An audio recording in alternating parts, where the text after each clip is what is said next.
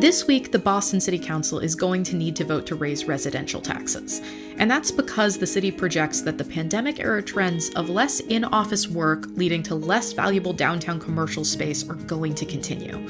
This is a problem for a city where a whopping 70% of its budget is funded by property taxes. So if commercial buildings are less valuable and residential properties are more valuable, that means higher taxes for homeowners come January. Boston is trying to figure out how to navigate this new world, with Mayor Michelle Wu telling reporters last week that an office-to-residential conversion program is on track to create about 1,000 new housing units. But she also says more is needed. I'm Jennifer Smith, and this is the Codcast, CommonWealth Beacon's podcast about policy and civic life here in Massachusetts. With the mayor projecting a spike in residential taxes, she's again asking the State House to sign off on a home rule proposal from the city that would let them shift the tax burden over a 3-year period to lean more on commercial property owners. But business leaders have backed off from their initial support for the proposal, and Senate leadership has signaled no interest in moving it forward. So I'm joined by Greg Maynard, Executive Director of the Boston Policy Institute.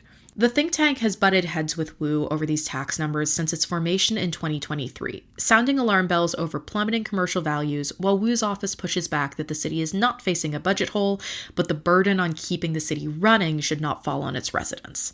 We've got a story on the new tax numbers on CommonWealthBeacon.org, but for now, let's get into where we find ourselves this week. Greg, thank you for being here. Thank you so much for having me on, Jennifer.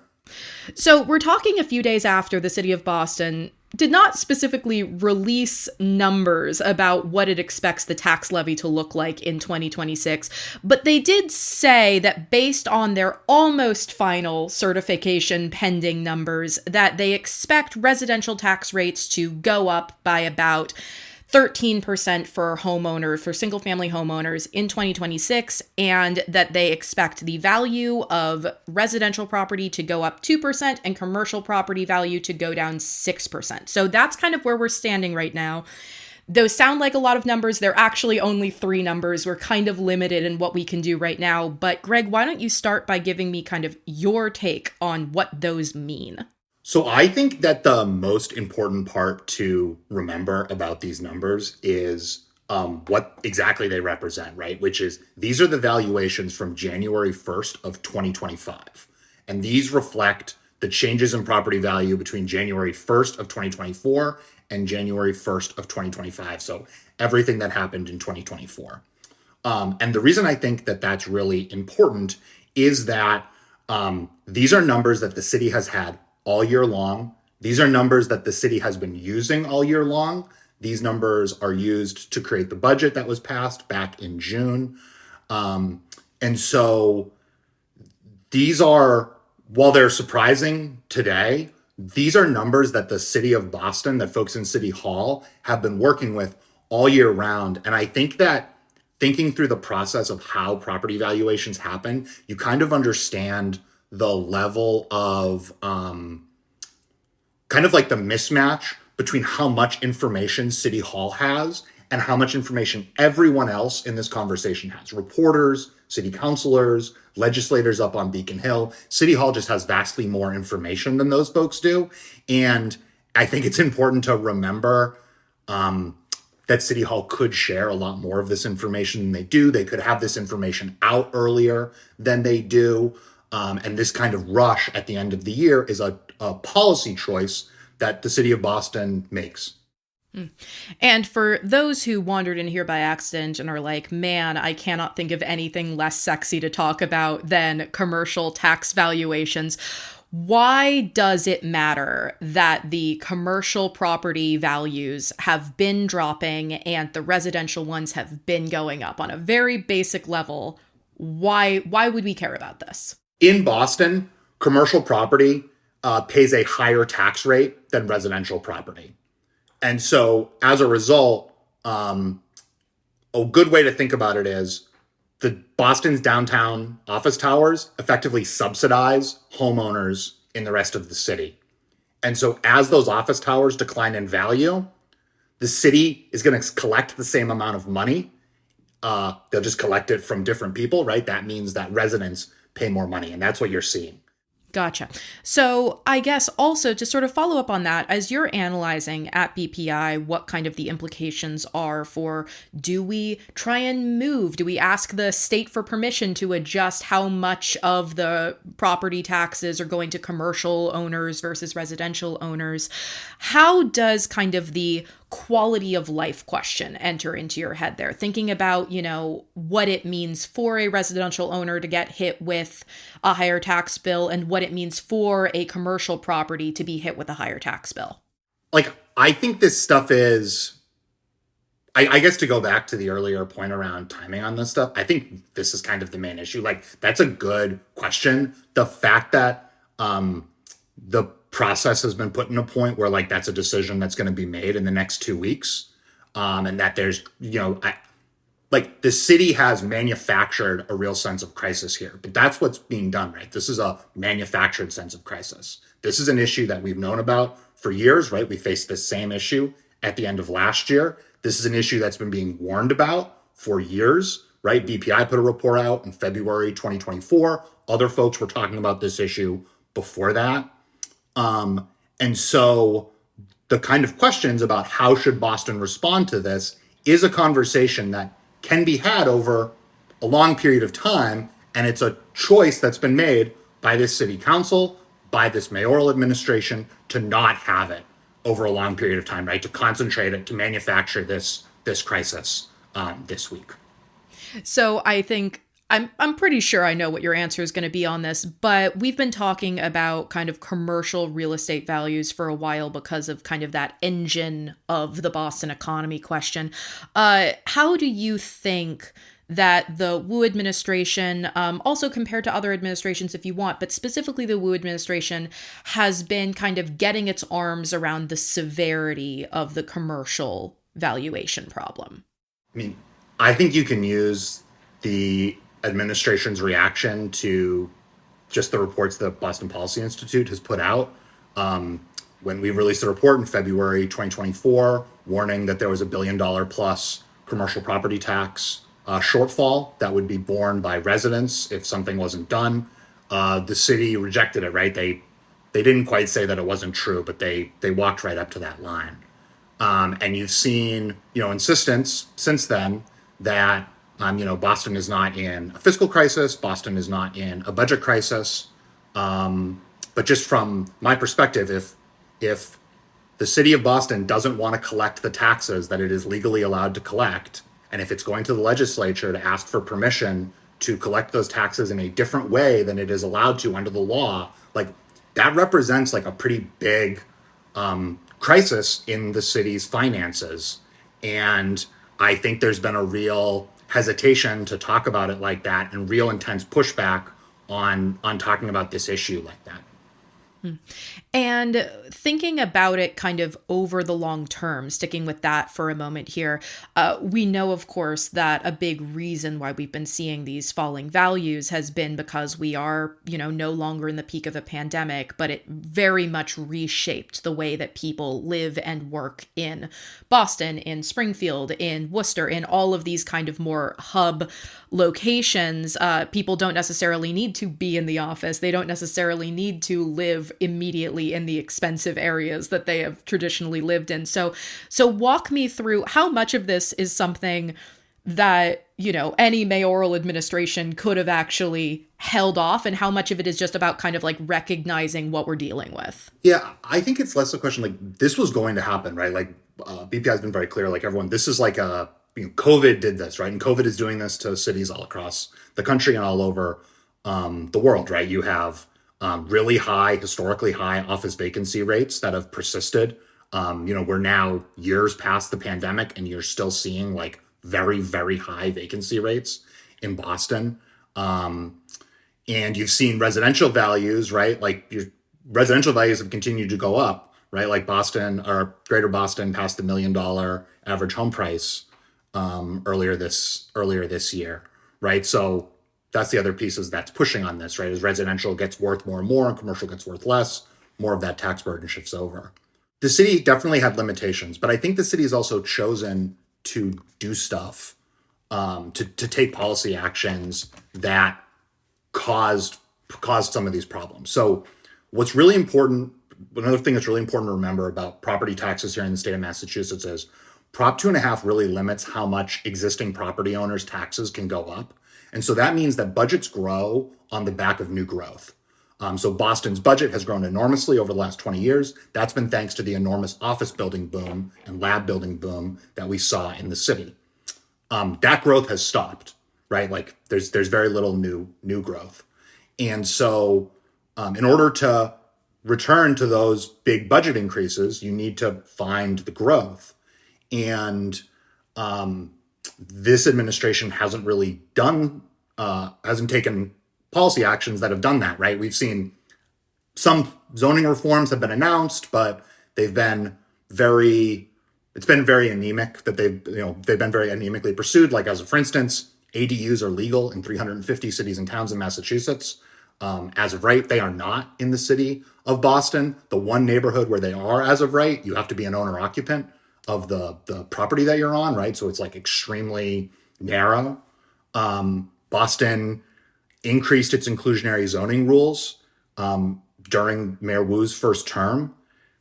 And they knew, they had this information, right? We knew office values were in a tough spot. We knew new growth was really important. We also had data from reports the city commissioned that inclusionary zoning would prevent an awful lot of residential construction from happening. It would mean that a lot of projects can't pencil out, and they chose to implement that policy anyway. And of course, for those also, we always have to do the caveat here. If you don't know what inclusionary zoning is, that is specifically a type of law that says, you have to include a certain amount of affordable housing in any development of a certain size. There are exemptions. You can also pay into a fund to support affordable housing, but basically that it creates rules around the amount of affordable housing the city would like to see out of normal commercial development or normal residential development here. So I'd like to also dive into something that plenty of people have really felt, which is, is Boston's downtown back? And if it is, why doesn't it feel like it? So just kind of on that, why am I sad when I walk around downtown Boston these days? I mean, downtown Boston is not back. Earlier this year, back in September, Boston Policy Institute hosted an event with Masterlist and with State House News Service, and we had a number of folks in to talk about the future of downtown. We had Mike Nichols, who's the president of the Downtown Association, the business improvement district down there. And, he was pointing to some positive numbers, talked about vacancies being down. Vacancies were still well above 20% in his business improvement district, right? And that's like not, when we're talking about like comparing it to pre-COVID, where vacancies were not at 20%, right? Like Boston had very few vacancies. Boston was building new office buildings. It's just a completely different environment. And I guess that's like one of the big things that's, that this administration has not pursued, which is you're seeing in big American cities across the country, there's bold-faced downtown revitalization plans that are coming with major public-private investments, millions and billions of dollars. And Boston just has not seen anything equivalent to what you've seen in San Francisco or DC or New York or Chicago.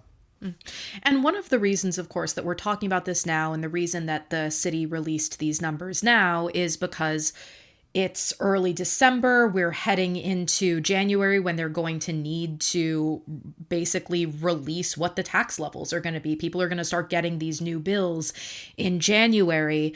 And one of the things that came up, just kind of as some background for listeners here, when the mayor's office did a press briefing on kind of these numbers here, there was this real ghost of years past on this, where the projections that the city gave were kind of earlier in the process. They included kind of a window of worst case scenario that looked really, really, really bad. And then there was also a window that incorporated what we actually ended up seeing. So one of the questions that came up is essentially, how much putting it off is an attempt to sort of avoid pushback if the end results aren't as bad as they might have ended up looking. The idea of like, should you release the numbers as close as possible to what we think they're going to be, or should you, be releasing them early with kind of caveats that don't always get considered. So I guess I'm curious about your take on that. Kind of when is the best time to let people know it looks grim, and then to what extent are people then going to kind of instinctively grab onto the worst case scenario, including the city? So that's kind of where I'd like to pick your brain a bit. Yeah, so I think this is one of the examples where I think you really see this big disconnect in power between the city and between outside folks, right? Because what you're talking about is like, should the city release this information? That is the right way to frame it, right? This is City Hall like choosing not to do this stuff. Now, we do see a lot of this information, right? If you read the FY26 budget book, it says that they're expecting very little growth in revenue from FY25 to FY26. And in a lot of ways, you can read that now and look at the results, look at the numbers that Mayor Wu put out, on Wednesday, and those things line up. But when those numbers came out, there wasn't a lot of discussion about that, right? And that's because the city didn't say, hey, look, this is what we're looking at in terms of a range of numbers.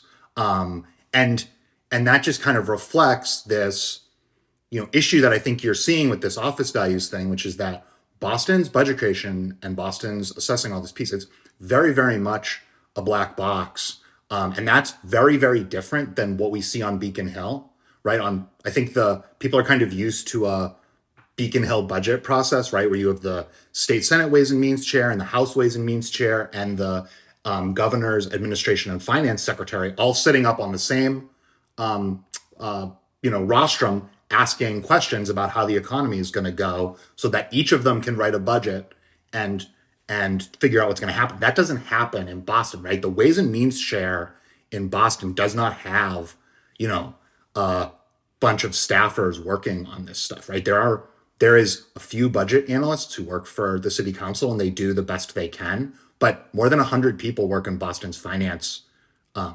various finance departments. And, there's like one or two council staffers.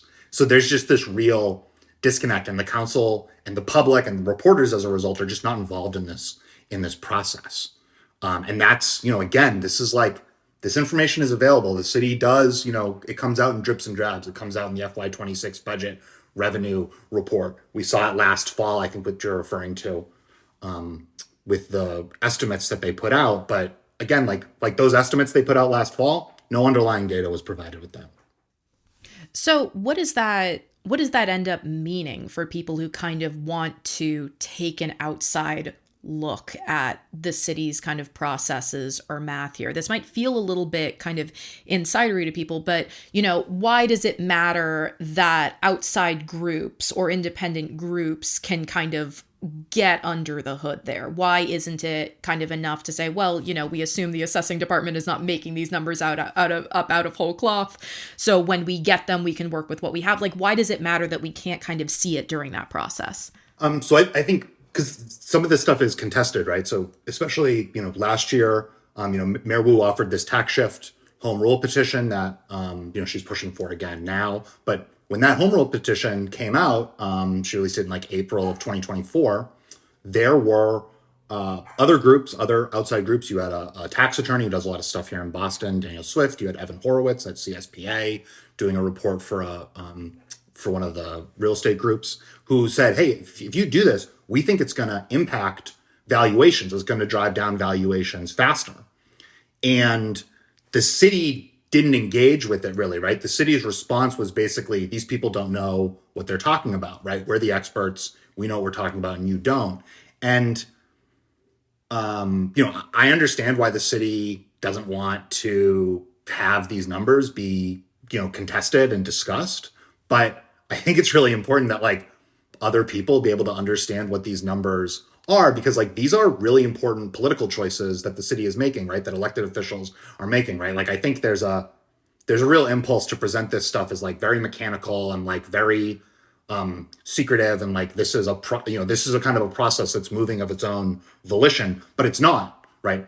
The council is going to be asked to vote to increase property taxes on December 10th. That's a choice that they are making, right? That the administration is making, that the council is making, that the city is making as a group. And I think like yeah, I think you need a lot more public information to like make that possible, right? It would make discussions easier. And it's also, and I'm glad kind of we can shift over into sort of the home rule as well right now, which is one of the other reasons that we were talking about this, aside from kind of the looming vote to increase the tax levy here, is that it came in the context of the third push from the mayor and the city council to get the legislature to agree to a plan, the language of which is a compromise from the mayor's original proposal. But again, incredible podcast content is just reading a list of numbers to people. But in broad terms, she has been asking a few times now for the legislature, because of that Proposition 2.5 limit that you mentioned, to agree to shift the amount of property taxes that land on the commercial venues and that land on residential venues. And it has not been met with a very warm reception up on Beacon Hill, but let's look at the kind of fundamentals of what she's asking first. What are kind of, in your view, in BPI's analysis, what's the implication here of saying, well, we want to shift more of this burden over to commercial venues as we see these values decline? I mean, I think the most important part about this piece is that the legislation that she's pushing for is outdated now. So the piece of legislation we're talking about was proposed in January of 2025 and approved by the council in February of 2025. And it's basically just a rehash of the property tax proposal that failed in the state Senate in December of 2024. But what's really important here is that it's only a 3-year process that was proposed in this home rule petition. And one of those years is now over. FY25 is over. So there's only 2 years left on this, FY26 and FY27. And so what we're really starting here is I think if I'm going to quibble with the numbers, it's not a third push, it's a fourth push. For this, you're going to need a new home rule petition. There's nothing in the letters that she sent or the public statements she's made around the actual numbers for the tax shift that they're asking for now. And I think that indicates, to me at least, that the administration also thinks that their legislation is outdated and they'll need something new. Because what we're seeing from these commercial valuation numbers is that this isn't going to be a problem for just 2 more years, right? This is a problem that's going to persist for years and years to come. And one of the things that the mayor acknowledged in talking about this proposal is that there will need to be an adjustment to the language to kind of keep that 3-year plan in place. And I suppose that it could happen a few ways. Either they could ask the legislature to try and amend it. They could pass a new home rule. There's a few different avenues that they could approach. None of those are going to happen in the next week here, right? No. And I think we're now looking at, throughout this debate, we've heard about that Mayor Wu's proposal is very similar to something Mayor Menino proposed back in 2003. And so back in 2003, Boston had a similar problem to what it's facing now, where because of the dot-com recession, office values and residential values were a little bit out of whack, and residents were going to be hit with a huge property tax increase. The big difference between what Mayor Menino did then and what Mayor Wu is doing now is that Mayor Menino filed an actual bill, not a home rule petition. So he filed a piece of enabling legislation that allowed any community that had a split tax rate to raise the tax rate for a couple of years. And he did that with the support of a bunch of other local leaders around Massachusetts, a lot of other mayors and city managers around Massachusetts who were facing a similar problem to Boston. And he also got the buy-in of a number of members of the business community and Governor Romney, who was the governor back then. And then that legislation advanced through the legislature, right, successfully. What Mayor Wu's doing here is the language is the same as Mayor Menino's, but the process is completely different. This is not a piece of enabling legislation, right? So Cambridge is not asking to be able to go above the 175% shift. And I think that's really important because Cambridge is facing very similar problems to Boston, but they are not choosing to pursue the same solution, right? They're not choosing to pursue the same solution. And also, Mayor Wu doesn't have the support of the business community for this proposal, right? They're using these numbers that were negotiated with the business community in the fall of 2024, but the business community has backed away from those numbers. They've said that they were negotiated like in bad faith, effectively. I think the language they used is that the numbers that they negotiated on materially differed from the state certified numbers, which is quite an accusation for like the Chamber of Commerce to make of the mayor of Boston. So I think you're just in like a completely different, like you're in a extremely different situation than you were then. The biggest difference though is that was a temporary swoon, right? That was the start of Boston's building boom. There was an expectation that commercial values were going to rise over the course of that tax shift. And there is no expectation that that is going to happen now. So thinking about how the kind of proposal for this tax shift then has been received, you mentioned, of course, there's 4 business groups that were involved back at the time, what feels like 7 years ago, but is really about 2 years ago, talking about these numbers, these compromise numbers, based on projections that it could be, again, quite bad if there was not kind of immediate action taken. And so kind of getting at part of the underlying question here, which is the justification for what the mayor's office has been talking about for what getting quite bad means is that residential owners are suddenly going to get walloped with really substantially larger tax problems, larger bills. And so the way that she's been talking about it is basically if the legislature does not act, those higher tax bills are coming. People are going to see those. So can we take like a very slight philosophical shift here, sort of to where we started, which is, isn't it also a problem if homeowners or people who own, apartment buildings and then might pass that on to renters, because Boston is a large rental-based city, isn't that also an economic problem? Yeah, I mean, it is. The reality, though, is that this tax shift is a smoothing out. This is to basically make the increases are going to happen no matter what.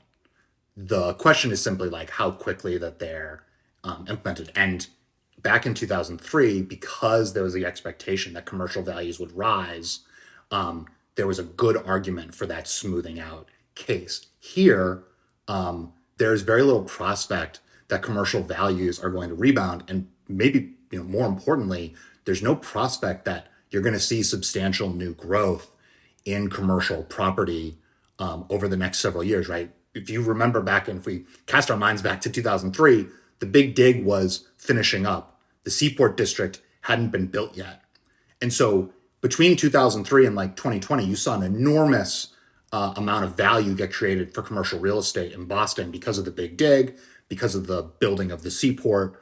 And there is no equivalent on the horizon over the course of the next 5 or 10 years here in Boston. So there's no reason to think that, that the commercial property's share of taxes is going to like grow, basically. And so that means that these, rather than smoothing out, this proposal is like just holding off kind of inevitable increases and kind of having a debate about, I would argue, a debate about the wrong thing. Like really this question is like, are Boston residents like willing to pay for the government that they receive is the question that kind of needs to be asked here. And I think having this fight around the tax shift like avoids this larger conversation, which is that Boston has built a budget on the back of commercial property owners. Those commercial property owners there's very little prospect they'll be able to keep on paying that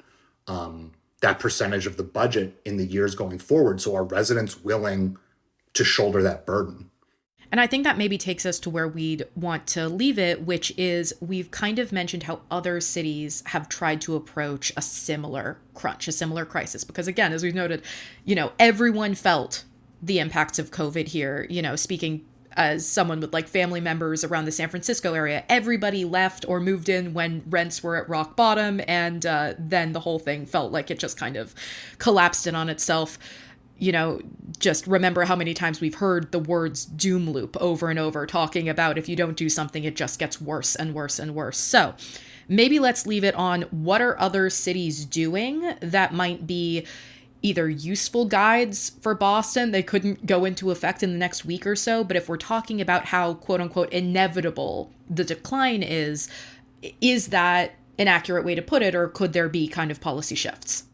So the decline in commercial values is going to keep happening, right? Because you have these really high office vacancy rates that don't seem like they're going to turn around anytime soon, right? Like I think like a good kind of question to ask is like vacancy rates are about 20% right now in the city. Like what's the expectation when they're going to get to like 10, right? And it's like, I don't think that is a long period of time, right? That is a period of years and years before people think that happens, right? And so the question is like, to go back to this new growth question, like what can the city do? And the answer is that like the city has another crisis that it could help solve, that would also help solve its budget crisis, and that's housing, right? You're seeing all over the country, you're seeing really radical zoning reforms being done. You're seeing, parking minimum abolitions have happened all over the country, and in a few places here in Massachusetts. You've seen ADU legalization here in Massachusetts, not in Boston. You've seen like triple-decker legalization in Somerville. Cambridge saw a much larger zoning reform package go through. And Boston has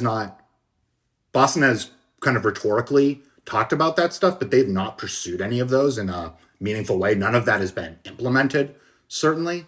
And so we have like some pilot programs. I think is probably the best way to talk about it there. Like there are efforts at like, well, what would it look like to re-legalize 3-deckers, that sort of thing. Anyway, continue. But to put the pilots in perspective, Boston has had an ADU pilot program since like 2017. In the time Boston has had an ADU pilot program, the state of Massachusetts proposed legalizing ADUs statewide, did so, and promulgated regulations. And now there are results from those regulations. Pioneer Institute just put out a report talking about how you might fix those regulations so that more ADUs are created. Meanwhile, Boston has legalized ADUs in one neighborhood in their city, right? So it's like Boston is lagging the rest of Massachusetts in its commitment to like building new housing, right? You also have, you saw a report at the beginning of 2024 from Ed Glazer talking about like the 26,000 unbuilt units in the, in the Article 80 pipeline. And there hasn't been any, there was some discussion then at the beginning of 2024 around what are tax things we might be able to do to get these projects built. Nothing came of it. And most of those units, aren't under construction. And so, there has to kind of be more urgency in fixing this stuff, whether it's on downtown revitalization or on figuring out how to get through that backlog of approved units that haven't started construction yet. And there needs to be some potentially tough conversations here, right? Like the inclusionary zoning rules definitely play a role in why there's very little construction happening in Boston, right? Like there are there's environmental regulations that are clearly playing a role in this stuff. There's certainly an awful lot, put the housing and environmental stuff aside, there's enormous bureaucratic problems that the city has, identified, to greater or lesser degrees, but hasn't done much to break those log jams. And so, numbers like we see are the kind of thing that can prompt that sort of action. All right. Well, that is all the time we have for this week on the Codcast. This is certainly something that's going to continue to come up as we, head into January. I'm sure it will come up again next year. So for now, Greg Maynard, thank you for joining me. Thank you so much, Jennifer. Thanks again to Greg Maynard for joining me on the Codcast. Thank you so much for listening. I'm Jennifer Smith. Our production and theme music is by Charlie Cazella. Leave a rating and review wherever you're hearing this now if you want to help other folks find us, and email codcast@commonwealthbeacon.org if you ever want to get in touch directly. We'll be back in your ears next week.